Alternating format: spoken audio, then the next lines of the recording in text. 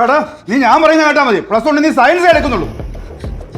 അച്ഛാ ഞാനല്ലേ പഠിക്കുന്നത്, അപ്പൊ എന്ത് പഠിക്കണമെന്ന് ഞാനല്ലേ തീരുമാനിക്കേണ്ടത്? എനിക്ക് ഹ്യൂമാനിറ്റീസ് മതി. ഞാൻ തീരുമാനമൊക്കെ എടുക്കണതേ നീ സ്വന്തമായിട്ട് സമ്പാദിച്ച് കൊണ്ടുവന്നിട്ട് ഇവിടെ എന്റെ വീട്ടിൽ നിൽക്കുമ്പം ഞാൻ പറയുന്നതനുസരിച്ച് കാര്യങ്ങൾ ചെയ്താൽ മതി കേട്ടോടാ. ഇന്ന് ഏത് പോർഷൻ പഠിക്കണത്? മാത്സ്. ബെസ്റ്റ്. അല്ലെങ്കിൽ മാത്സിന് നീ വീക്കാണ്, അതിൻ്റെ കൂടെ ഉറങ്ങും കൂടെ ചെയ്യും.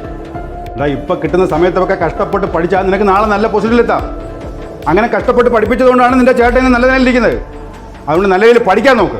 ഒരു വീട്ടിൽ 2 എഞ്ചിനീയർമാർ, അതൊരു ഗമ തന്നെ. അതാണ്, അതുകൊണ്ടല്ലേ ഞാൻ അവന് +1 സയൻസ് എടുപ്പിച്ചത്. അതാവുമ്പം +2 കഴിയുമ്പോൾ ഏതിനോടെങ്കിലും പോകാമല്ലോ.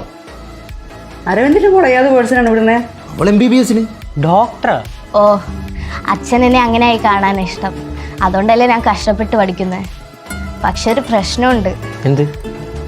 എനിക്ക് ചോരേണ്ട പേടിയാണ്, തല ഇറങ്ങും. അപ്പൊ ഈ ഡോർ തുറക്കും മക്കളെ. മക്കളെ അവൻ ഡോർ തുറക്കണില്ല, അവൻ എന്ത് ചെയ്യണോ? മക്കളെ ഡോർ തുറക്ക. നീ സമാനപ്പെട്ട് ഞാൻ നോക്കട്ടെ. അഭി അഭി പോനെ കഥ കൊടുക്കണ. അഭി കഥ കൊടുക്കുന്നില്ല, വിളിച്ചിട്ട് കേൾക്കുന്നില്ല. ഞാനിവിടെ നിന്നാൽ എൻ്റെ ആഗ്രഹങ്ങളൊന്നും നടക്കില്ല. അതുകൊണ്ട് ഞാൻ പോകുന്നു. എന്നെ തിരയേണ്ട. സമയമാകുമ്പോൾ ഞാൻ തിരിച്ചു വരും.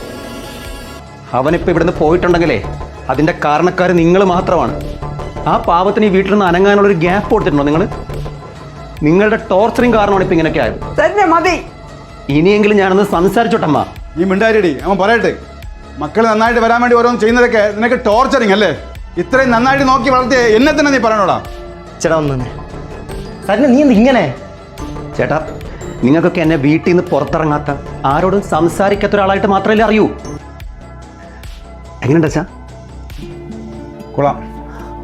അച്ഛാ ഇതിലും നന്നായിട്ട് ചെയ്യാൻ പറ്റും കൂടുതൽ ഫീച്ചേഴ്സ് പഠിച്ചാൽ. പക്ഷെ അതിന് ഞാൻ പറഞ്ഞ കോളേജിൽ പോയി അനിമേഷൻ്റെ കോഴ്സ് പഠിക്കണം. അത് കഴിഞ്ഞ് അനിമേഷന് വേണ്ടി മാത്രം ഒരു കമ്പനി സ്റ്റാർട്ട് ചെയ്യാന്നുള്ള അച്ഛൻ്റെ ഡ്രീം. അച്ഛൻ കണ്ടോ, ഞാൻ ഭാവിയിൽ കുറേ നല്ല അനിമേഷൻ മൂവീസ് പ്രൊഡ്യൂസ് ചെയ്യും. നീ ഇത് വെച്ച് പടം പിടിക്കാൻ പോവാണ്. എടാ നീ നന്നായിട്ട് വരയ്ക്കും, ആനിമേഷൻ ചെയ്യും, അതൊക്കെ നിന്റെ പാഷനാണ്. പാഷൻ ഒരിക്കലും പ്രൊഫഷൻ ആക്കാൻ പറ്റില്ല, മനസ്സിലായ? അച്ഛ എനിക്ക് പക്ക പ്ലാൻ ഉണ്ടല്ലോ, പിന്നെന്താ പ്രശ്നം? അച്ഛ പ്ലീസ് അച്ഛ. നിനക്ക് എന്ത് പഠിച്ചാൽ നിന്റെ ഫ്യൂച്ചർ സേഫ് ആവുമെന്ന് എനിക്ക് നന്നായിട്ട് അറിയാം. അതുകൊണ്ടാണ് നിനക്ക് വേണ്ടി എഞ്ചിനീയറിംഗ് കോളേജിൽ പോയി ഞാൻ അഡ്മിഷൻ എടുത്തത്. തൽക്കാലം നീ അത് മാത്രം ആലോചിച്ചാൽ മതി.